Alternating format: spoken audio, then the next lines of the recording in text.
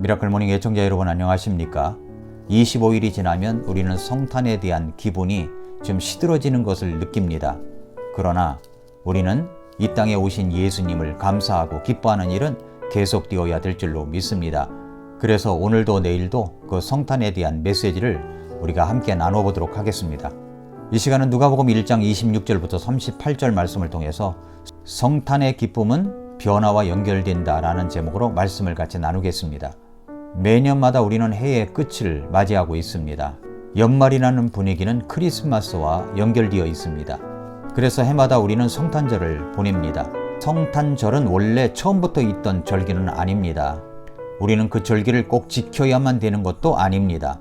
그러나 세계적으로 만연된 성탄 시즌에 예수님께서 이 땅에 오심을 다시 한번 감사하면서 주변에 예수님의 복음을 전하기 위해서라도 성탄을 의미 있게 보내야만 된다고 믿습니다. 매년 우리는 예수님께서 이 땅에 오셨지만 태어나실 장소가 없어서 말구이에서 태어나셨다는 사실을 이야기하곤 합니다. 그분의 신분이 하나님이셨지만 하나님과 동등됨을 여기지 아니하시고 이 땅에 인간의 몸으로 천하고 천한 인간의 몸으로 이 땅에 오셨습니다. 그런데 그 첫 번째 크리스마스를 맞이했던 사람들이 있습니다. 그리고 지금도 그 크리스마스를 맞이하는 사람들이 있습니다. 예수님이 이 땅에 오시면 어떤 일이 벌어집니까? 바로 변화가 일어난다는 것입니다. 계속 말씀드렸지만은 BC와 AD로 나누신 분이 예수님이십니다. 역사의 분수령에서 예수님이 오시자마자 역사가 나누어졌습니다. 다시 세기 시작했습니다. 마찬가지로 내가 하나님 앞에서 죄인인 것을 회개하고 예수님을 나의 구주와 구세주로 믿고 받아들이면 내 인생의 역사가 나누어지게 됩니다. 그러니까 예수님 믿기 이전의 생활과 예수님 믿은 이후의 생활로 나누어지게 됩니다. 그래서 예수님 믿은 이후에는 새로운 창조물로서 예수님의 성품을 닮아가는 하나님의 사람으로 하나님의 자녀로 성장하게 되어 있습니다. 그렇게 예수님이 오시면 변화가 일어납니다. 어떤 변화입니까? 삶의 변화입니다. 다시 말해서 성품의 변화가 일어난다는 것입니다. 목회를 하다 보면 여러 가지 형편의 사람들을 만납니다. 그리고 여러 가지 어려움 속에서 그것을 헤쳐나오려는 사람들과 함께 할 때가 있습니다. 그렇게 어려움과 고통이 다가오는 사람들에게는 어떤 사건이 불시에 쳐들어오는 것처럼 느껴질 때가 있습니다.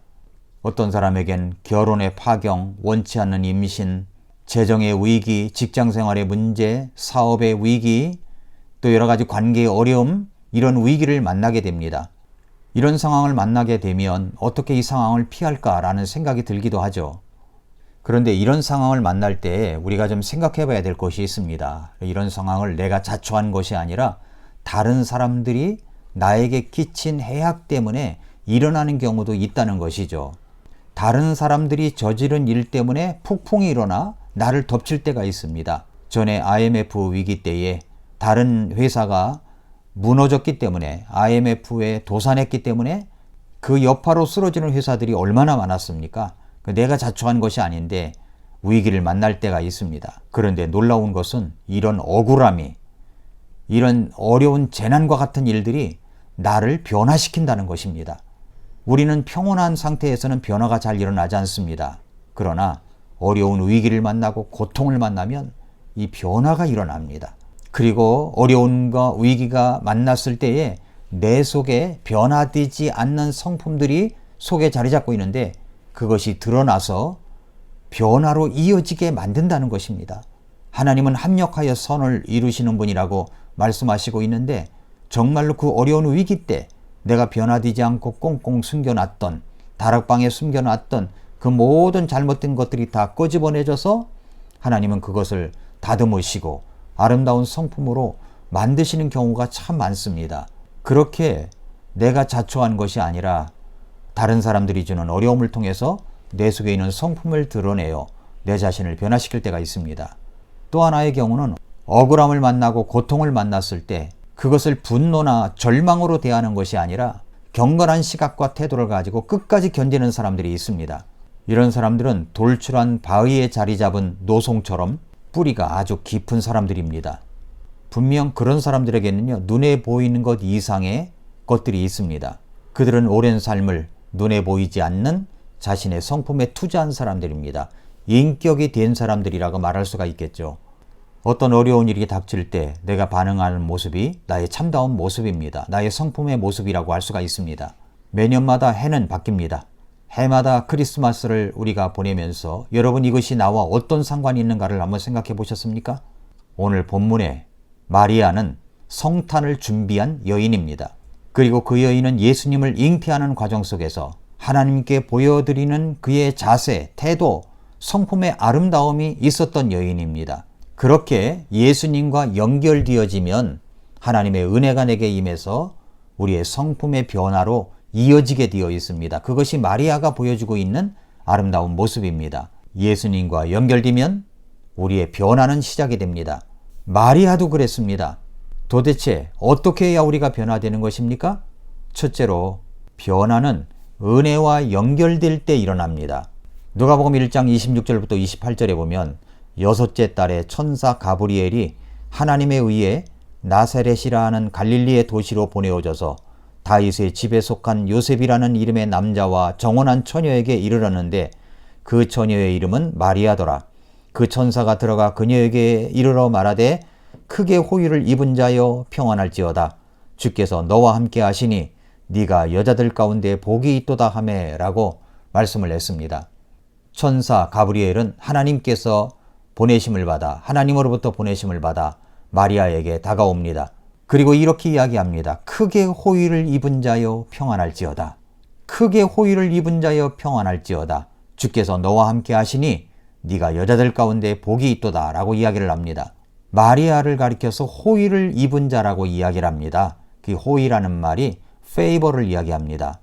그 말을 듣고 마리아가 깜짝 놀라니까 또 이렇게 이야기합니다. 누가복음 1장 29절부터 30절에 보니까 그녀가 그를 보고 그가 하는 말에 불안해하며 이것이 도대체 무슨 인사인가 하고 마음속으로 생각하니 그 천사가 그녀에게 이르되 마리아야 두려워하지 말라. 네가 하나님께 호의를 입었느니라 라고 말씀했습니다. 마리아야 두려워하지 말라. 네가 하나님께 호의를 입었느니라. 마리아에게 하나님의 호의가 임했습니다. 실제적으로 마리아는 하나님께서 자신과 함께 하시며 자신이 성령으로 잉태하여 아들을 낳을 것이라는 말씀을 듣고 침례 요한을 수태하고 6개월 정도 지내고 있던 엘리사벳에게 뛰어나가 교제를 하면서 이렇게 고백했습니다. 46절부터 48절에 보니까 마리아가 이르되 내 혼이 주를 크게 높이고 내 영이 하나님 곧 내 구원자를 기뻐하였나니 이는 그분께서 자신의 여종의 낮은 처지에 관심을 두셨기 때문이라. 보라 이제부터 모든 세대가 나를 가리켜 복이 있다 하리로다 라고 이야기를 했습니다. 자신의 신분이 자신은 낮은 처지에 있었다고 말합니다. 그런데 주님께서 그 낮은 처지에 있는 자신에게 관심을 보여주셨다고 말씀합니다.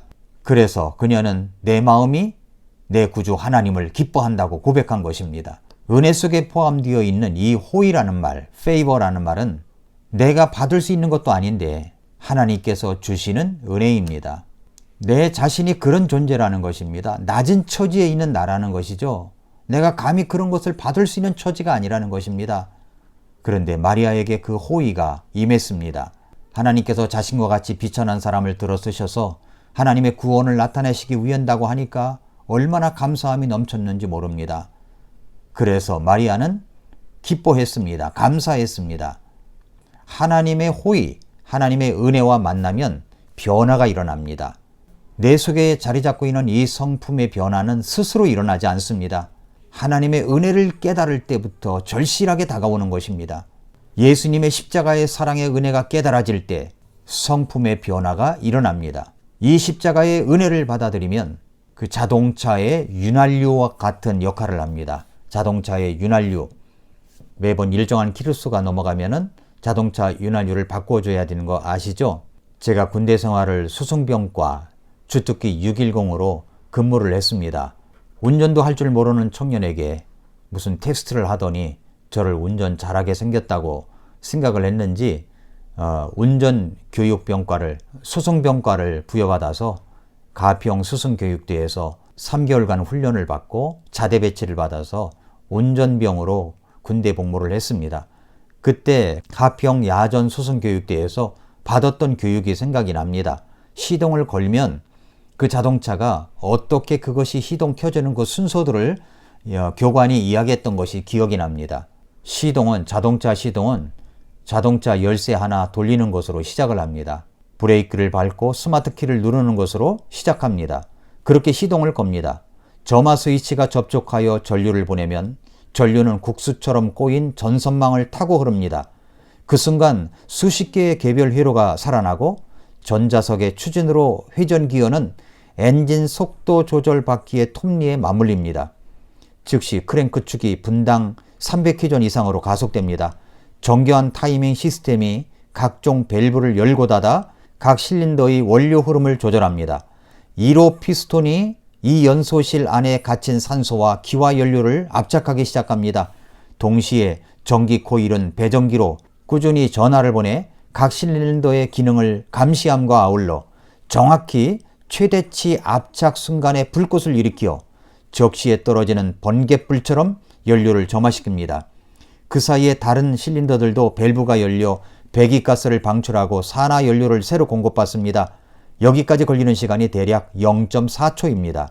안전벨트를 착용하기 한참 전에 벌써 수백 번의 폭발이 일어난 것입니다. 매 폭발마다 8km 거리 밖으로 22구경 총알을 날리는 힘이 들어있는 것입니다. 다만 엔진 장치의 두터운 벽안에 감쪽까지 갇힌 데다 정교한 배기 장치로 소음 처리되어서 그 폭발음이 운전자에게 거의 들리지 않는 것이죠. 폭발이 계속되는 동안에 엔진 전체에서 수백 개의 맞춤형 금속 부품이 서로 맞물려 돌기 시작합니다. 이때 중요한 것이 오일 펌프입니다. 오일 펌프에서 윤활유가 뿜어나와 핵심 부품을 흠뻑 적십니다. 윤활유가 엔진의 동맥을 타고 흘러 부품을 적시는 데 걸리는 11초 동안 엔진은 일대 전환기를 견딥니다. 부품과 부품이 맞물려 생기는 마찰 때문에 11초 동안 800km 주행에 해당되는 마모를 겪는 것입니다. 이렇게 정확하게 맞물리게 되어 있는 부품들은 오일이 없으면 단 몇 분 만에 양쪽 다 절단나고 맙니다. 그것이 잘 안 믿어진다면 여러분이 윤활유가 계기판에 오일 경고 표시등이 들어왔을 때 그냥 계속 운전하면 됩니다. 그러면 윤활유가 얼마나 중요한 역할을 하는지 깨달아 알 수가 있습니다. 윤활유만 한번 바꿔도 이 자동차가 흐르는 것이 좀 달라지게 느껴집니다. 그만큼 윤활유가 중요한 것입니다. 하나님의 은혜도 마찬가지입니다. 이 세상에 수십억의 인간들이 서로 맞물려 돌아가는 아주 복잡한 기계처럼 되어 있습니다. 사람마다 각자도 달라요. 같이 살고 있는 아내와 남편도 다르고 자식도 다르고 부모도 다르고 가족들도 다 다릅니다. 때때로 부딪힘도 있고 어려움도 있습니다. 관계의 어려움도 있습니다. 그런데 이 모든 것을 아름답게 만들어주는 것이 무엇인지 아십니까? 바로 윤활유와 같은 하나님의 은혜입니다. 하나님의 호의입니다. 낮은 처지에 있는 나에게 하나님의 은혜가 부어져서 그 은혜로 살아갈 때 내 성품의 변화가 일어나고 관계가 원만하게 되고 풍성한 은혜 속에 있는 공동체가 될 수가 있습니다. 누가복음 1장 28절을 다시 한번 읽어드릴까요? 크게 호의를 입은 자여 평안할지어다. 주께서 너와 함께 하시니 네가 여자들 가운데 복이 있도다 라고 말씀했습니다. 사랑하는 애청자 여러분, 예수님의 은혜를 경험하게 되면 변화는 일어납니다. 특별히 성품의 변화가 일어납니다. 인격의 변화가 일어납니다. 나 같은 자에게 베풀어 주신 하나님의 일방적인 사랑, 십자가의 사랑의 은혜, 그 호의가 내 속에 젖어들고 풍성하게 될 때 하나님의 은혜 속에서 내 성품의 변화는 놀랍게 일어나는 것입니다. 반복되는 크리스마스는 예수님의 십자가의 사랑의 은혜와 그 사랑에 대한 감사가 넘칠 때 그것이 내 성품의 변화로 이어지게 만드는 것입니다.